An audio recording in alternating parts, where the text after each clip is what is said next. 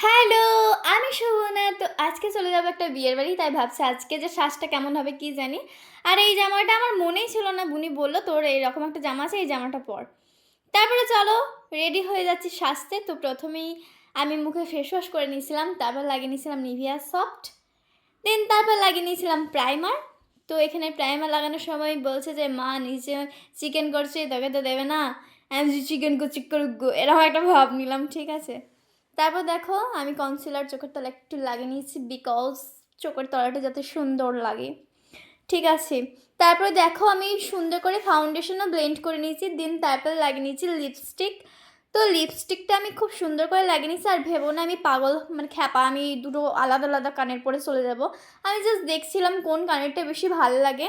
তো দেখলাম এই সাদাটাই বেশি ফুটছে, কারণ নীলটা বেশি একটু গর্জিয়াস হয়ে যাচ্ছে। তারপর দেখো চলে গেছিলাম বিয়ের বাড়ি। তো আজকে ছিল মনীষার দাদার বিয়ের রিসেপশন। এটা হচ্ছে নতুন বৌমনি। তো চলো এটা মেনু কার্ড। আর এখানে সবাই খেতে বসে পড়েছে। আর এরা আমাকে বলছে তুই এরম করে ফটো নিবি না। আর আমি তো নেবই। আর এটা হচ্ছে তুলিকা। তো চলো এই ফুলটা ভাবো না আমাকে কেউ দিয়েছে, ভাইয়ের কাছ থেকে আবার নিলাম, বললাম দিয়ে একবার ছবি তুলবো। আর এখানে বলছে এটা অঙ্কিতার পাত, এটা ভাইয়ের পাত, এটা তুলিকার পাত। আর আমার পাত দেখো খেতে আর রুচি হবে না। তো চলো তাহলে আজকে এইটুকুই। টাটা, শেষ।